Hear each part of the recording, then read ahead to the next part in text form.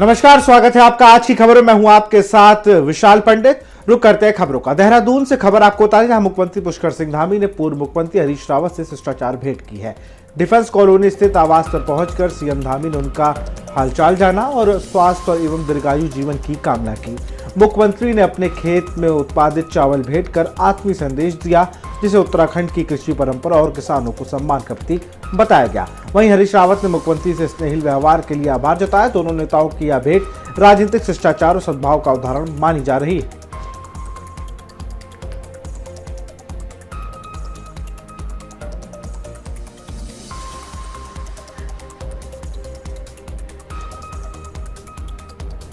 देहरादून से खबर है, मुख्यमंत्री पुष्कर सिंह धामी ने मानसून से पहले बाढ़ रोकथाम के सभी कार्य पूरे करने के निर्देश दिए हैं। सचिवालय में रिवर प्रोटेक्शन और डिस्टिल्टिंग कार्यों की प्रगति की समीक्षा की है। राज्य में अब तक 708 चेक डैम का निर्माण पूरा हो चुका है, जबकि 419 रिचार्ज शॉफ्ट और 108 करोड़ 94 लाख लीटर भूजल रिचार्ज होगा। कैंपा योजना के तहत 247 जलधाराओं का उपचार जारी है। वहीं वन अग्नि रोकथाम को लेकर वन विभाग को अभी से तैयार अतिक्रमण हटाने और फायर लाइन सफाई के आदेश दिए गए।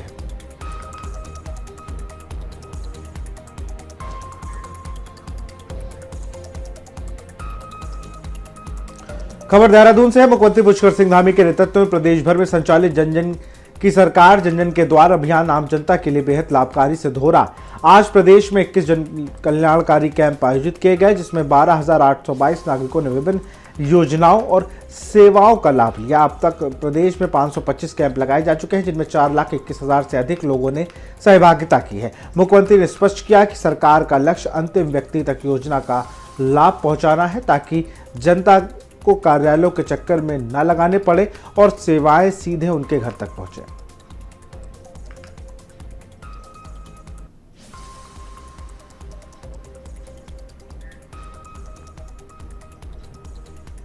चमोली प्रयागराज घटनाक्रम के बाद शंकराचार्य स्वामी श्री अभिमुक्तेश्वरानंद सरस्वती महाराज को लेकर उठे सवाल पर अब नया मोड़ सामने आ गया। प्रयागराज से काशी पहुंचे शंकराचार्य अभिमुक्तेश्वरानंद ने योगी सरकार को 40 दिनों का अल्टीमेटम दिया है। इसी बीच बद्रीनाथ धाम से जुड़ा एक बड़ा धार्मिक संकेत सामने आया है।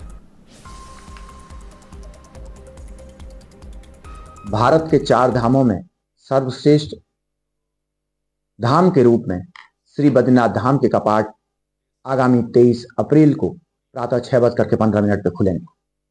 बसंत पंचमी के धार्मिक पावन पर्व पर नरेंद्र नगर स्थित टीरी नरेश के राज दरबार में भगवान श्री बद्री विशाल के कपाट खुलने की तिथि घोषित होने के साथ ही भगवान बद्री विशाल की नित्य प्रति महाभिषेक पूजा में प्रयुक्त होने वाले तिलों के तेल को पिरो करके गाड़ू घड़ा में रखने की तिथि भी घोषित हुई है। वह तिथि 7 अप्रैल है। 7 अप्रैल को विधि विधान के साथ पूजा अर्चना के साथ भगवान का गाड़ू घड़ा तेल कलश में तेल पिरो करके भरा जाएगा और 7 अप्रैल को रात्रि तक तेल कलश टीरी नरेश राज दरबार के यहाँ से प्रस्थान करके ऋषिकेश श्री बद्रीनाथ केदारनाथ मंदिर समिति के विश्राम गृह में पहुंचेगा।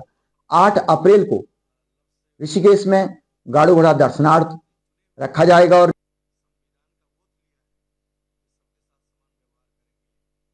खबर कोटद्वार से है, जहां आयोजित बर्ड फेस्टिवल में सम्मिलित होकर सीएम धामी ने फोटो प्रदर्शनी का अवलोकन करके साथ ही पौड़ी जनपद के विकास से जुड़ी 330 करोड़ से अधिक की 62 विकास परियोजनाओं का लोकार्पण एवं शिलान्यास किया। इस दौरान विभिन्न विभागों में महिला स्वयं सहायता समूह द्वारा लगाए गए स्टॉलों का भी अवलोकन किया। इस अवसर पर स्थानीय जनता द्वारा किए गए आत्मीय स्वागत हेतु आप सभी का हृदय तल से आभार एवं अभिनंदन।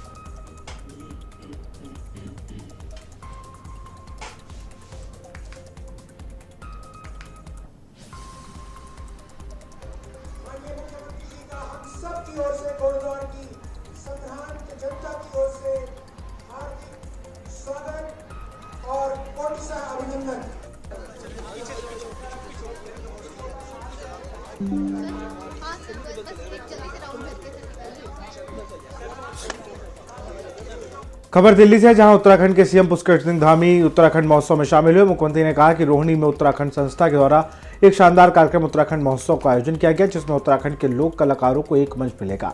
वहीं की स्थानीय बोली, परंपराएं, उपवाद, उन सभी को मौका मिलेगा और पीढ़ी दर पीढ़ी चीजें बढ़ेंगी। उत्तराखंड लोक संस्कृति को आगे बढ़ाने का मौका मिलेगा। पीएम मोदी के नेतृत्व में आज उत्तराखंड अनेक क्षेत्रों में नवाचार और नए नए निर्णय ले रहा है और प्रगति के पथ पर आगे बढ़ रहा है। ऐसे आयोजन सभी को प्रेरणा देते हैं। मैं सभी को शुभकामनाएं देता हूं।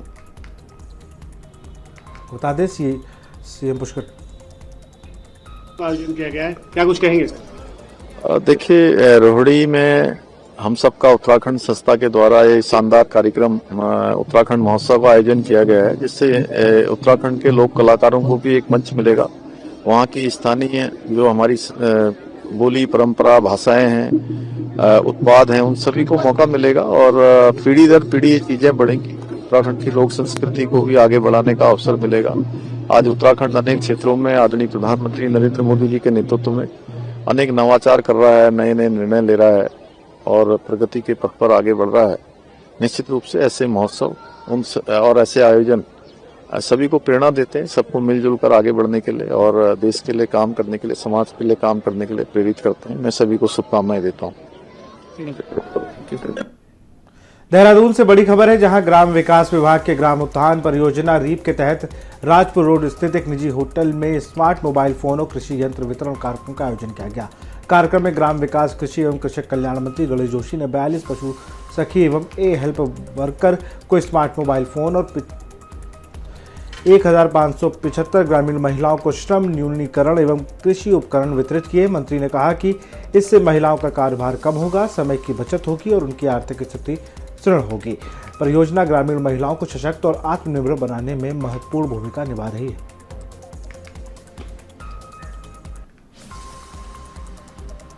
खबर देहरादून से है, जहां सहसपुर पुलिस ने जिला कारागार से कोविड-19 के दौरान 90 दिन की अंतरिम जमानत पर रिहा हुए वांछित अभियुक्त विनोद और टिप्पन नाथ को कलियर झुग्गी बस्ती से गिरफ्तार किया है। अभियुक्त पर गैर इरादतन हत्या के प्रयास का मामला दर्ज था और वह न्यायालय द्वारा जारी गैर जमानती वारंट के तहत फरार था। पुलिस टीम ने अभियुक्त को झुग्गी झोपड़ी में भेज बदल कर छिपा हुआ पाया और उसे न्यायालय समक्ष पेश किया।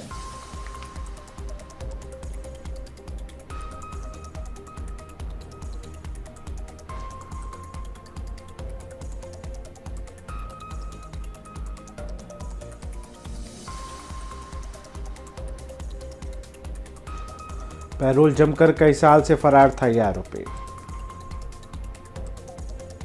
देहरादून से खबर है, जहां दून पुलिस ने मादक पदार्थों की तस्करी में लिप्त 2 अभियुक्तों को गिरफ्तार किया। कोतवाली ऋषिकेश पुलिस ने स्मैक के साथ सतीश नाथ को पकड़ा, जबकि नेहरू कॉलोनी पुलिस ने 1 किलो 150 ग्राम गांजे के साथ अरुण को गिरफ्तार किया। गिरफ्तार अभियुक्तों के कब्जे से मादक पदार्थों के अलावा तराजू और नकद भी बरामद हुए। पुलिस ने बताया कि अभियुक्तों के खिलाफ एनडीपीएस एक्ट के तहत मुकदमा दर्ज किए गए हैं। वरिष्ठ पुलिस अधीक्षक देहरादून के निर्देश पर यह कार्रवाई की गई है। ड्रग्स फ्री देवभूमि के विजन को साकार करने के तहत की गई है।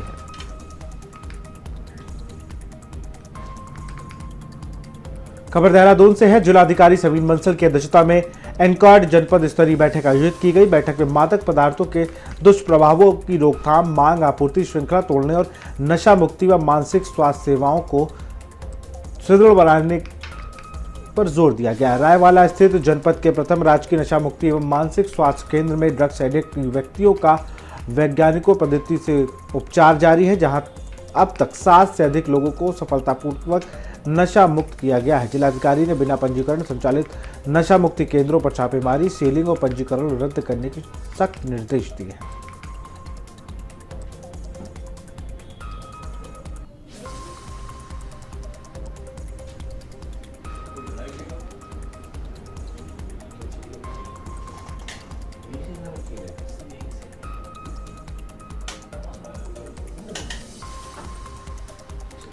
जिला प्रशासन द्वारा नई पहल की गई है। जिलाधिकारी सवीन बंसल की अध्यक्षता में बैठक हुई है। नशा मुक्ति केंद्रों पर छापेमारी, सीलिंग और पंजीकरण रद्द करने के लिए सख्त निर्देश दिए हैं, जो बिना पंजीकरण के संचालित हो रहे हैं। आपको बता दें, अब तक 7 से अधिक लोगों को सफलतापूर्वक नशा मुक्त किया जा चुका है।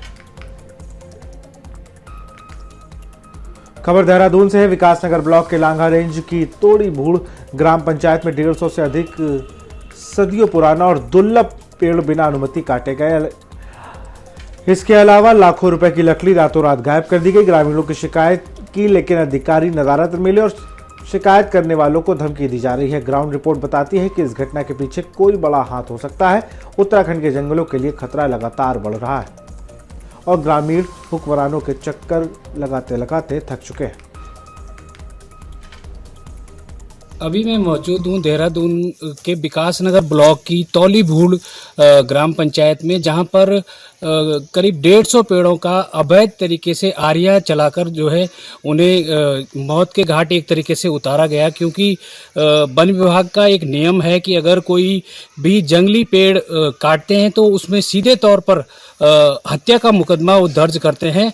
और ऐसा कहीं ना कहीं वन विभाग और राजस्व विभाग की मिली भगत के साथ साथ जो यहाँ के ग्राम प्रधान और कुछ जो लोग हैं जंगल माफिया एक तरह के से मैं उन्हें कहूँगा, उन्होंने यहाँ एक कृत्य किया है। और जो स्थानीय ग्रामीण हैं वो डीएफओ के पास भी गए और जो अपना एसडीएम विकास नगर है उनसे भी शिकायत की, डीएम से भी शिकायत की, लेकिन मामले में अभी तक कोई कार्रवाई नहीं की जा रही है।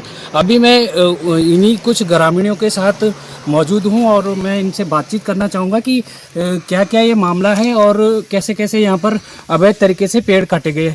सर, आपका शुभ नाम क्या है? मेरा नाम विनोद चौहान है। मैं पूर्व क्षेत्र पंचायत हूँ यहाँ से तौलीपुर से।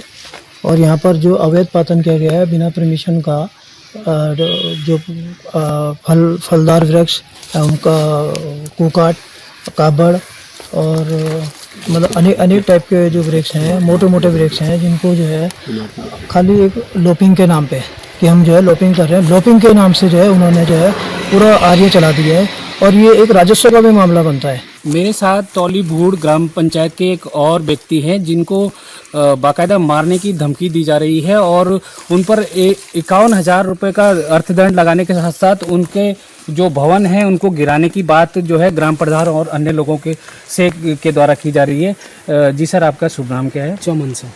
जी चमन जी, कैसी धमकियां आपको मिल रही हैं? जो हरे पेड़ों की आपने शिकायत की है उसके बाद? जी सर, जब पेड़ कटे तो हमने पहले इनको रोकने के लिए बोला कि ये इसको मत काटिएगा, फिर ये नहीं रुके, फिर हम डीएफओ के पास गए तो डीएफओ के पास हमने रिपोर्ट कराई।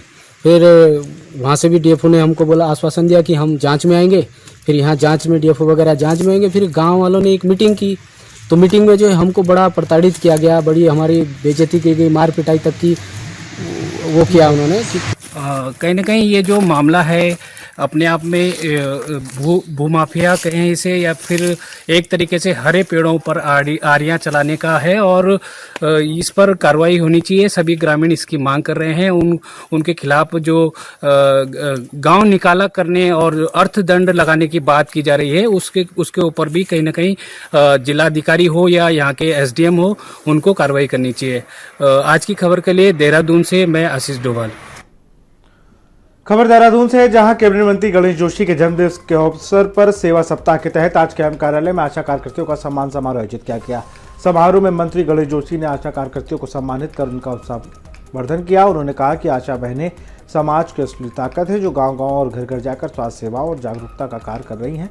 मंत्री जोशी ने टीकाकरण, मातृ शिशु सुरक्षा और कोरोना काल में उनके योगदान को वंदनीय बताया और आश्वस्त किया कि सरकार आशा कार्यकर्तियों के हितों और सम्मान के लिए सदैव प्रतिबद्ध रहेगी।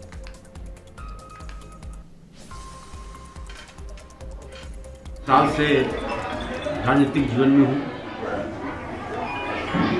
चाहे मेरी बेटी का जन्मदिन हो, चाहे मेरी शादी की सालगिरह हो, चाहे मेरे बेटे का जन्मदिन हो, चाहे मेरा जन्मदिन हो, हम सेवा सप्ताह के रूप में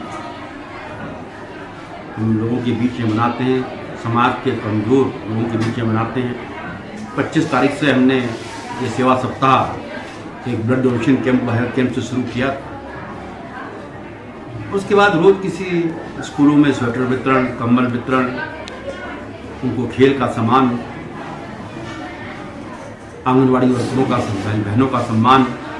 अभी मैं करीब 400-500 हमारी जो पशु सुखी बहनें हैं उनको स्मार्टफोन और किट्स हम बांट कर आए हैं।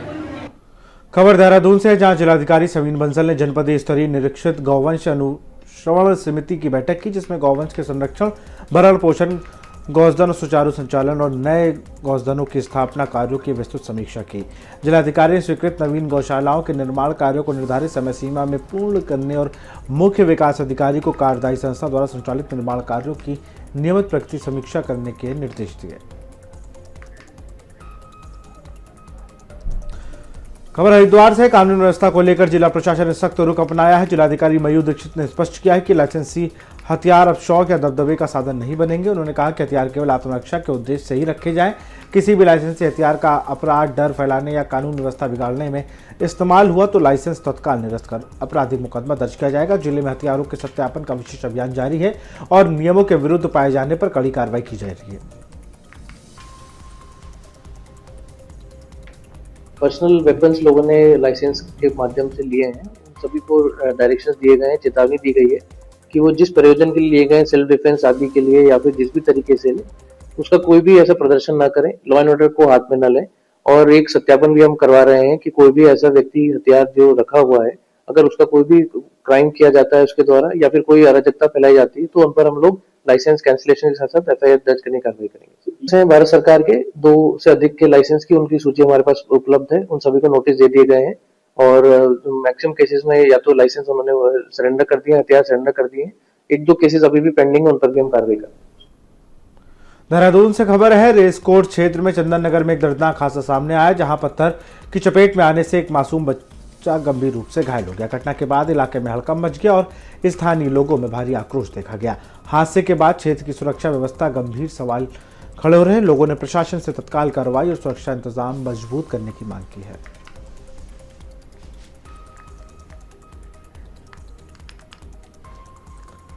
खबर देहरादून से है। रुद्रपुर और पिथौरागढ़ में मेडिकल कॉलेजों के संचालन के लिए जिला चिकित्सालयों को चिकित्सा शिक्षा विभाग को सौंपने के आदेश जारी किए गए हैं। सचिव चिकित्सा स्वास्थ्य एवं चिकित्सा शिक्षा सचिन कुर्वे ने इस संबंध में आदेश जारी किए हैं। आदेश के तहत जवाहरलाल नेहरू जिला चिकित्सालय रुद्रपुर, BD पांडे जिला चिकित्सालय और महिला चिकित्सालय पिथौरागढ़ अब चिकित्सा शिक्षा विभाग के अधीन होंगे। इन चिकित्सालयों को प्रशासनिक और वित्तीय नियंत्रण संबंधित मेडिकल कॉलेज के प्राचार्य या निदेशक के पास रहेगा। साथ ही MCI मानकों के अनुसार आवश्यक उपकरण और औषधि की व्यवस्था चिकित्सा शिक्षा विभाग द्वारा की जाएगी।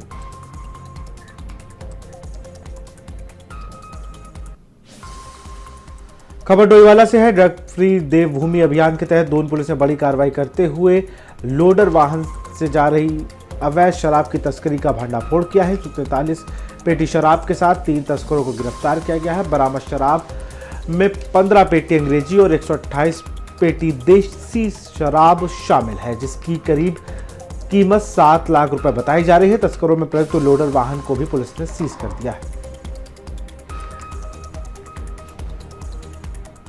खबर कोटद्वार से है, जहां झंडी चौड़ स्थित राजकीय इंटर कॉलेज में वार्षिक उत्सव एवं फर्नीचर वितरण कार्यक्रम का आयोजन भव्य एवं उत्साहपूर्ण वातावरण में संपन्न हुआ। कार्यक्रम में मुख्य अतिथि के रूप में विधानसभा अध्यक्ष जितू खंडूरी भाषा भूषण ने प्रतिभाग किया। वहीं इस अवसर पर उन्होंने अपनी विधायक निधि से विद्यालय को 345 फर्नीचर प्रदान किए। लंबे समय से विद्यालय में फर्नीचर की कमी की समस्या बनी हुई थी, जिससे विद्यार्थियों को असुविधा का सामना करना पड़ रहा था। फर्नीचर उपलब्ध होने से अब विद्यार्थियों को अध्ययन हेतु बेहतर, सुरक्षित एवं सुविधाजनक वातावरण मिलेगा। इंटर कॉलेज झंडी चौड़ में मैं पहुंची हूँ, उनका वार्षिकोत्सव है। बहुत ही आनंद आया, बहुत अच्छा लगा यहाँ पर पहुंचकर। व्यवस्थाएं बहुत अच्छी हैं, बच्चों ने बहुत सुंदर कार्यक्रम किए, चाहे वो नृत्य हो, गीत हो, योग भी इतना जबरदस्त बच्चों ने किया। ये दिखाता है कि हमारी जो सरकारी स्कूल हैं वहाँ पर शिक्षा के साथ साथ किस तरह से बच्चों को ओवरऑल उनकी पर्सनालिटी को डेवलप किया जाए, इस पर बहुत चिंता की जा रही है। स्किल भी देने का पूरा प्रयास हो रहा है, किस तरह से बच्चों के हाथ में एक ऐसी कला दिया जाए जिससे आगे चल के वो हॉबी के तौर पर लें या उससे जीवन यापन करें। ये भी कार्य स्कूलों में बहुत सुंदर हो रहा है। कुछ फर्नीचर मैंने यहाँ पर दिए हैं, बिल्डिंग वगैरह का भी कार्य कराया, लेकिन मन को खुशी होती है कि जहाँ हमारे भावी नागरिक पढ़ रहे हैं, जहाँ हमारे भावी नागरिक अपना रोज समय बिताते हैं, किस तरह से उसको और सुंदर, उस इलाके को सुंदर किया जाए, सुदृढ़ किया जाए, वही आज मैं देखने भी आई हूँ। और मुझे बहुत खुशी है कि बहुत अच्छा कार्य हुआ है और यहाँ पर शिक्षा साथ साथ स्पोर्ट्स और अदर एक्टिविटीज बहुत अच्छी चल रही है। खबर देहरादून से, जहां विकासखंड कालसी में जन जन सरकार जन जन के द्वार अभियान के तहत ग्राम पंचायत खाड़ी में खेल मैदान लखवाड़ में बहुउद्देशीय शिविर आयोजित किया गया। शिविर में 615 ग्रामीणों को स्वास्थ्य, राजस्व, कृषि, पशुपालन और अन्य योजनाओं का प्रत्यक्ष लाभ मिला। विशेष भूमि अध्यापित अधिकारी स्मिता परमार ने ग्रामीणों की 56 शिकायतें सुनी और विभाग को समयबद्ध निस्तारण के निर्देश दिए। स्वास्थ्य विभाग ने 355 लोगों की जांच कर निःशुल्क औषधि वितरित की। वहीं 50 आयुष्मान कार्ड, 40 आधार अपडेशन और 5 दिव्यांग प्रमाण पत्र भी जारी किए गए। अधिकारी और ग्राम प्रतिनिधि ग्रामीणों की समस्या का समाधान सुनिश्चित कर रहे हैं।